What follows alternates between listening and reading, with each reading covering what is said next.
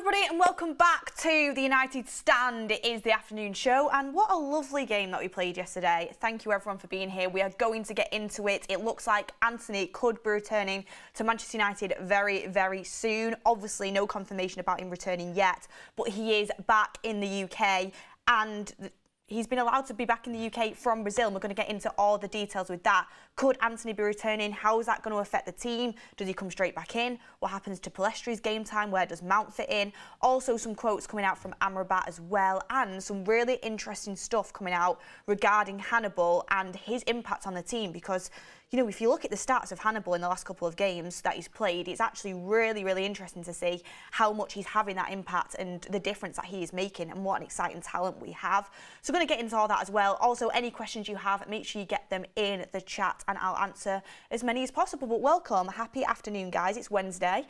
Everyone just get prepared, because tonight we get to watch either Newcastle or Man City go out of our cup, our Carabao Cup. Fingers crossed that it is City that goes out, because I think if City goes out, Man United's name is already starting to write itself on the Carabao Cup. We love this competition. So hopefully City go out tonight, but it'll be interesting to see. Also as well, getting ready to see Chelsea lose another game. It's always nice, especially off the back of one of our best performances of the season. But afternoon, everybody. Let's get into the Antony stuff straight away, shall we?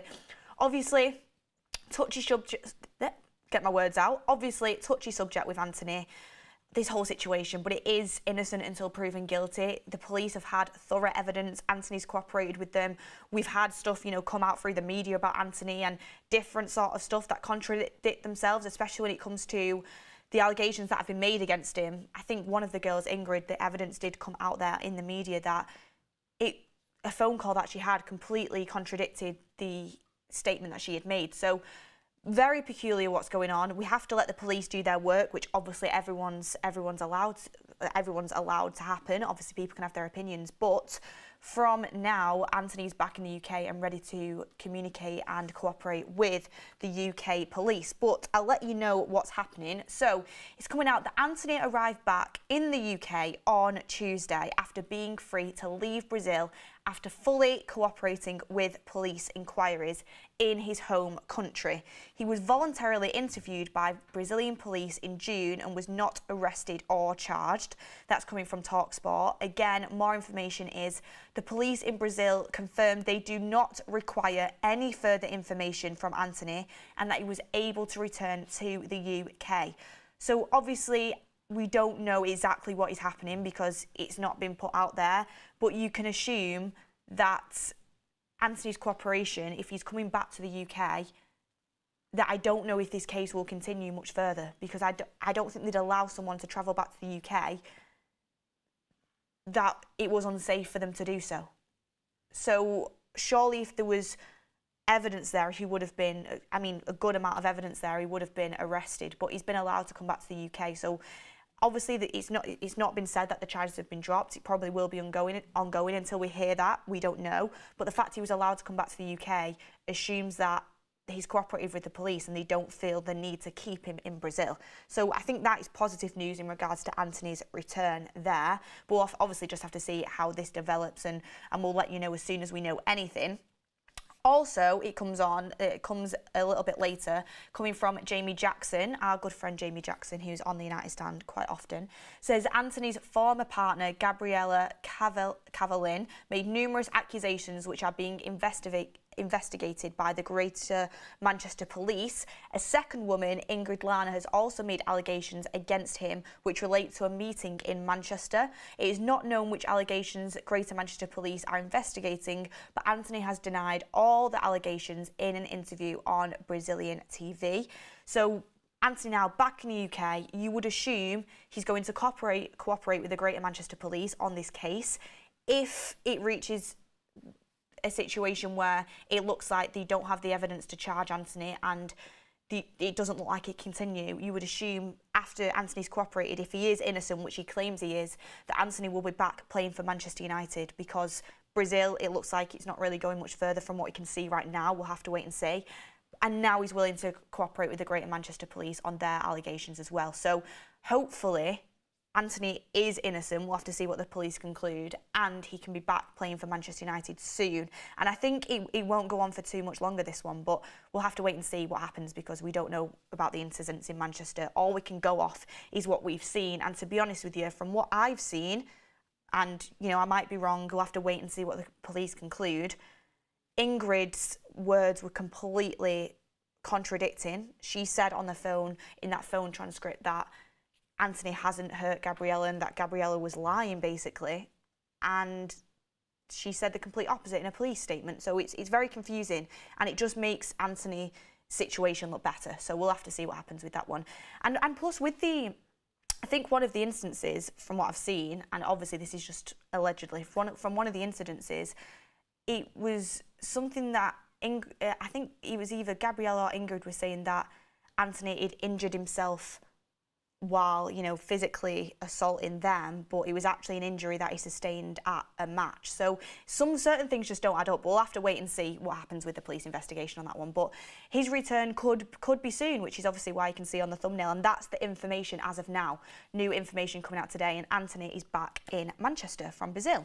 Anyway, everyone, get your comments in the chat. It's always a very tumultuous subject to speak about. It is a touchy subject because you want to give each party, you know, you can't come on here and say one party's right, one party's wrong, because we just don't know. We just don't know in this situation. All we can do is look at the information that we have from the media and the information that's coming out and make our own judgments based on that. But, you know, people aren't based on the judgment of the public, they are based on the judgment of the police. So let the judicial system do their work. And one thing I would always say is, you know, you do have to do innocent until proven guilty. We don't want to be in a society where it's guilty till proven innocent, because that's just not a society that I would want to live in. Mike B says, even if innocent, the issue is that he put himself in the position. Protect yourself. I mean, background checks need to be done on players. They massively need to be done on players. The fact that these reports had come out even before he signed for Manchester United, and we still went and slapped 90 million on him, just never should have happened. Like, background checks need to be better at Manchester United. And obviously, it's a complete different situation. You know, playing FIFA till 3 a.m. is nowhere near as grave as the allegations of what Antony was accused of. But even Jadon Sancho, we should not have been buying him based on the multiple headlines that have come out from City and Dortmund about behavioural problems, turning up late and playing FIFA till 3 a.m. and flying off after a game. Like, we shouldn't have bought him based on that. So background checks at Manchester United need to be better, absolutely. But Antony coming back, I think I trust Ten Hag's judgment with Antony. There's a reason that he wanted him, and he does seem like he has a good attitude on the pitch. I'm just hoping that he is innocent and he does get proven that with this police, and we'll have to see. But a discussion is, if Antony comes back, does he come straight back into Erik Ten Hag's starting 11? Have we been worse off without Antony in the team? Is he a crucial part of that starting 11 for us? What happens to Palestri's game time? He's been doing so well in the chances that he's got. Where does Mason Mount fit in? Because we know Bruno's going to play, he's captain, and Casemiro, Casrabat, Amramiro, whatever you want to call it, brilliant. Amrabat and Casemiro are going to have to play together. So what happens with Mason Mount? What happens with Palestri? Like, what is going to happen with Antony coming back as well? How does it affect the team? Does he play as many minutes as he was playing before? Get in the comments down below what you guys think. Have we missed him? Have we missed him? And we have a look what you guys are saying here. Casrabat, McFred, no, stop it. Dan Gore was great. Dan Gore was great. Let me have a look what you guys... Ten Hag will play him because he is stubborn. The one thing I don't want to happen, I really don't want to happen, is Antony comes back and he just goes straight back into the starting 11, playing every minute that comes to him, and Palestri's game time massively drops, because Palestri deserves time in this team. I'm not saying he should be absolutely starting every game over a £90 million player that Ten Hag's brought in. And Antony is good for the system. He can play in this system. And I do think Antony, if obviously he comes back and he's proven innocent, has a big future at this Manchester United team. I've not written him off like most of the media have and opposition rivals. I think he is a good player. I think he's young, he's 22, he's adapting, he's learning. It was his first season in the Premier League last year. I do think he will be the first choice right winger. But what I don't want to happen is Palestri's game time massively drop. We know Ten Hag doesn't like subbing players, he doesn't like subbing Rashford, he doesn't like subbing Bruno. I think yesterday's performance just should have opened his eyes on the fact you can sub these players. It's healthy to have competition for places. Rashford, other players on the bench should be looking at that thinking, Garnacho's just lost the ball. He's got up straight away after being floored and sprinted the whole pitch to get back and win the ball back for the team. Rashford should be looking at that thinking, I need to do that because my position isn't safe in this team. And the same with, we know Antony chases the ball back anyway, his work ethic's very good, but if Antony isn't getting the output, if he's not putting crosses into the box, then he needs to be looking over his shoulder thinking, well, Pellistri put a really great ball in for Dalot that then caused a goal for us at Crystal Palace. He's working that right wing the way the right winger should. And Antony needs to know that Pellistri's on his back. We need to know that these players are competing for places. And Pellistri, for me, his development just keeps getting better and better. Yes, he should have shot earlier with that Mason Mount ball through to him yesterday, and he did end up getting taken out, and for me it should have been a penalty. But of course he should have shot earlier, and yes, there were a few situations where I thought, maybe he should have made the pass in that moment, but his link up with Dalot, his work rate, his intelligence, he's holding the width on the pitch, knowing when to pass, knowing when to dribble, knowing when to cut inside. Pellistri, for me, just keeps looking better. And the good news is, even though he's not scored, he should have scored against Bayern Munich and he should have scored against Palace. He's getting himself in them positions and he's becoming more intelligent and match-aware on the pitch. So I don't want all that to just go down the drain. And also, you've got to think about Mason Mount. 60 million, number 7. By the way, everybody who doubted Mount, I know it's only 45 minutes against Palace's B team and we've got to wait and see. But come on, 45 minutes, number 7 shirt on. He was looking great that first 45 minutes yesterday, doing exactly what we need. Simple touches, intelligence, great ball over the top to Pellistri to start off that first goal, great corner into Casemiro for the second goal. Really nice interlinking play in the midfield, control in the midfield. That's what we bought Mason Mount for. But where does he fit in if we have to play Amrabat? Casemiro's a mainstay, Bruno's captain. If Antony comes back, competition for places massively steps up, and Mason Mount number 7 for 60 million, Ten Hag absolutely really wanted to get in there. He's going to be wanting a place in that starting 11. It's great to have competition, but Antony returning creates a big dilemma for Ten Hag, and it'll be interesting to see how he handles it. But get in the comments what you would do. Would he come back starting straight away? Because for me, Pellistri has to start on Saturday. I think he will play Mount and Bruno, and one of them will go on the wing, which I don't think should happen. I think Amrabat and Casemiro have definitely secured their places. Bruno will play. I think Mount should be used off the bench on Saturday. And I think Pellistri has to start right wing. Start a right winger on the right wing, and he will do the business. Because he is improving so much, and I think he deserves it after his performances. But get in the comments what you think about that as well. Dr. Afro Soul Brother says, you underestimate how corrupt Brazil is just because they let him go. Wonder why this guy who is distinctively average play for Brazil. Corruption. I mean, there is absolutely no evidence that supports that Brazil is corrupt at all. So Super Chat's in, but I don't agree with you on that one. Can see Hannibal starting with Bruno on the right wing. Yeah, interesting, John. Because, again, Hannibal's thrown a spanner in the works. And I know Man United aren't as good as we need them to be, and it is only one game against Palace, but we're getting injuries back. We're getting people back from injuries, and suddenly our midfield is looking nice. It really is. First of all, the upgrade from McFred to Cassibat is just out of this world. Name a better upgrade. It's unbelievable. Leadership, experience. They just look like absolute leaders out there on that pitch. So great upgrade there. So you've got Casemiro, you've got Amrabat, you've got Bruno, you've got Eriksen, you've got Mason Mount, who looked really good yesterday. You've got Hannibal, who now is knocking on the door for a spot because he's having a really great impact. You've got Donny van der Beek, who come on and had a few nice touches. I don't think he's anywhere near it, but he come on and looked pretty good yesterday. You've got McTominay, who I don't think should be anywhere near that team. You had your opportunity, you didn't take it, so see you later. Please leave in January. And you've got Kobe Mainoo coming back from injury, who looked like he was set to get a run out in the first team. You've got players there competing for 3 spots. And you've got Pellistri, who's looking more and more likely to be knocking on the door for a first team spot in that starting 11 on the right wing. He's looking more and more developed. So he's looking nice, giving Ten Hag a little bit of a headache, and I'll be interested to see how he handles it. I think Pellistri will end up getting pushed out and a midfielder ends up on the right wing, but I won't agree with that. I love Ten Hag, but I don't agree with it. Pellistri has to keep doing what he's doing when he's given that opportunities and force Erik ten Hag into playing him on that right wing. But we are going to speak about Hannibal in a second. Justin says, if Antony comes back, I'll slide into your DMs. Great. Thank you for that super chat. I wonder what, hopefully it'll be something football related. Ronnie Dodge says, Mount taking that corner gave me Beckham vibes. I mean, I don't think we should get carried away, but it's nice to have someone who can deliver a good set piece. Again, 2 of our new signings doing the business. Mount with a great corner in, Casemiro gets his head on it. Reguilon, great corner in against Burnley. Johnny Evans scores a goal off a header. And yeah, Højlund was offside and it ruled out, but again, a really nice set play. I mean, 2 matches in a row we've scored off a set piece. I know one of them was disallowed, but when have we ever seen that for United in recent years? We've been terrible at set pieces. So that's something else that's improving. So it's looking positive.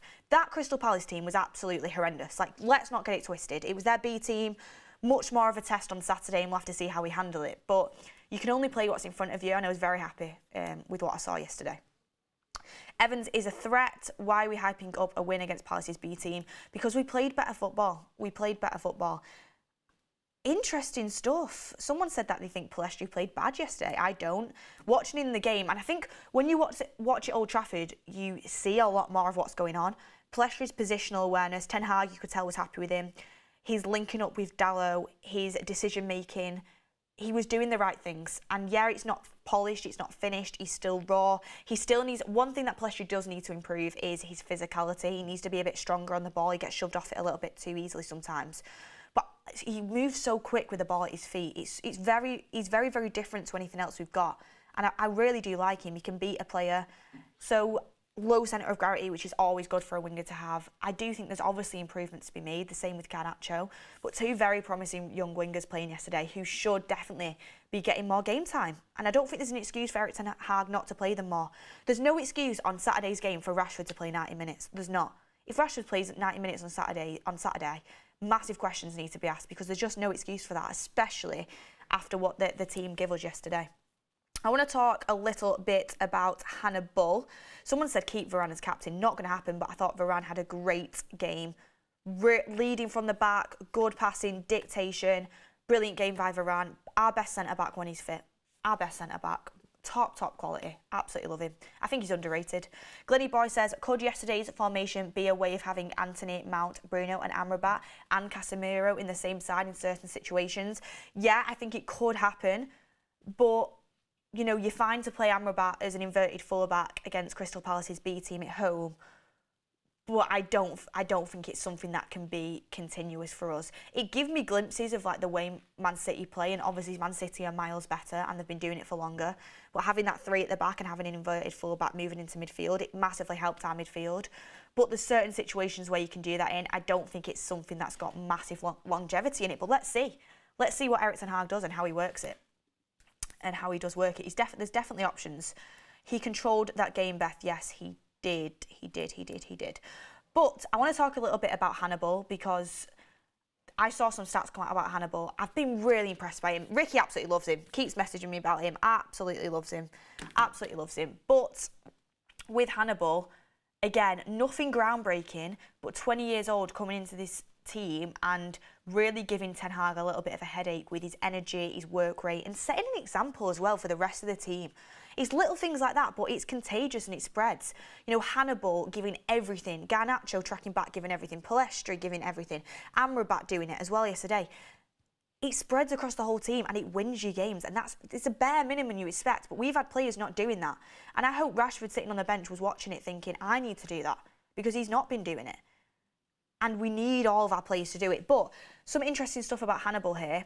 The players pressing the most in the Premier League this season, average per 90 minutes. Hannibal holds the record in a Premier League match this season with 100 presses.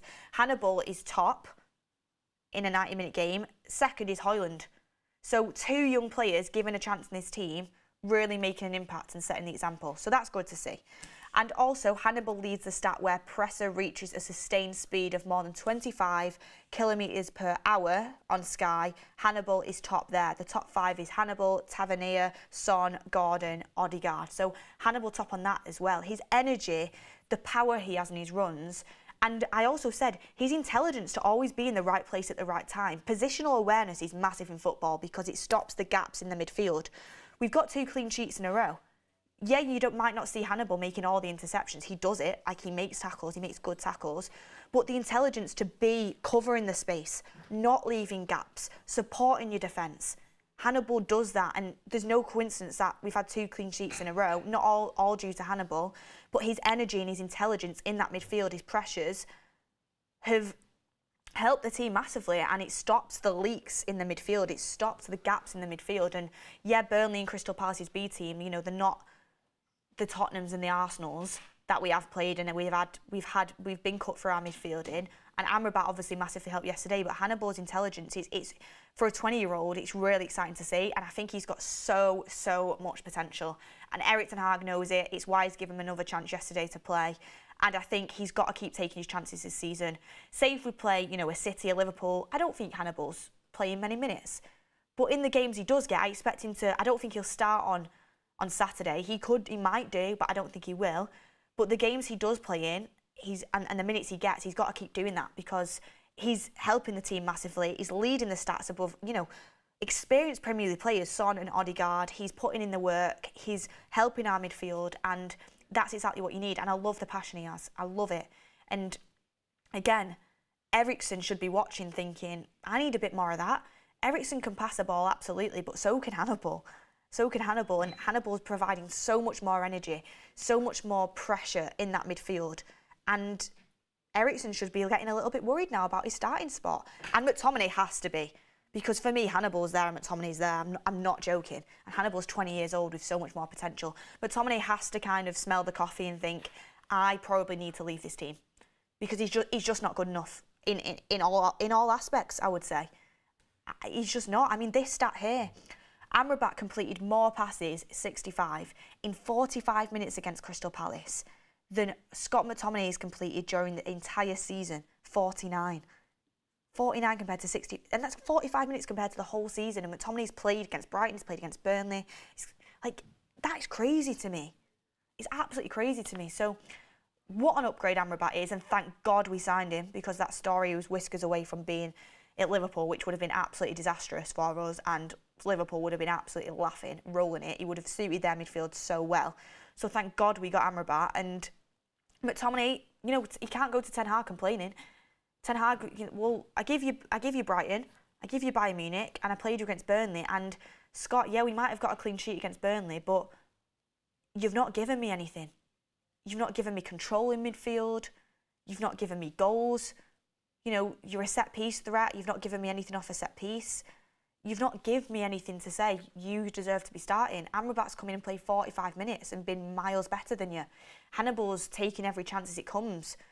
I can't put you in this midfield. So I think Scott McTominay won't be seeing much game time for a little bit now. I mean, we might, but he shouldn't be. He shouldn't be.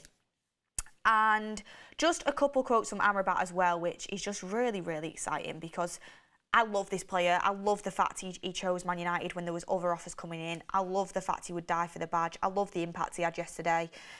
Interview with Simon Peach. He said, a lot of clubs, a lot of speaking, a lot of talking, but it was clear I wanted Manchester United. Love it. Absolutely love it.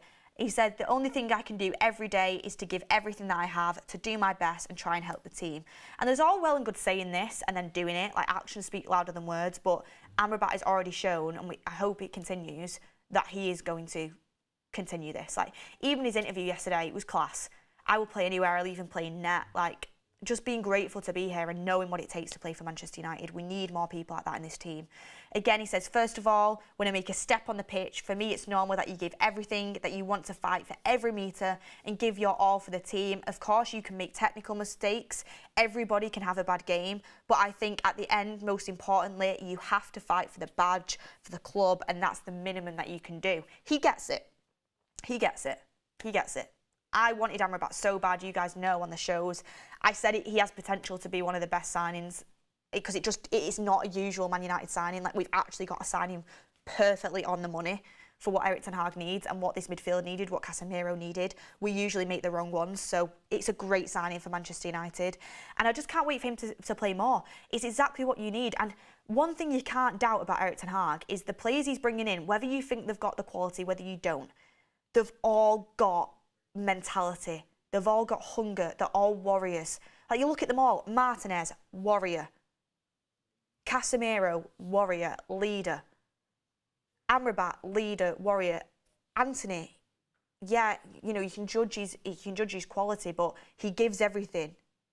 He's a winner. Like, you can tell it on the pitch. He's got the passion.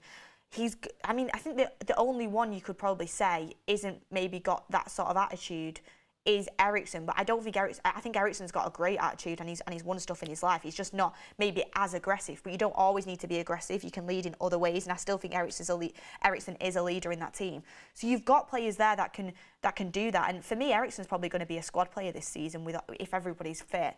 But that's good because we know he only has half an hour in him.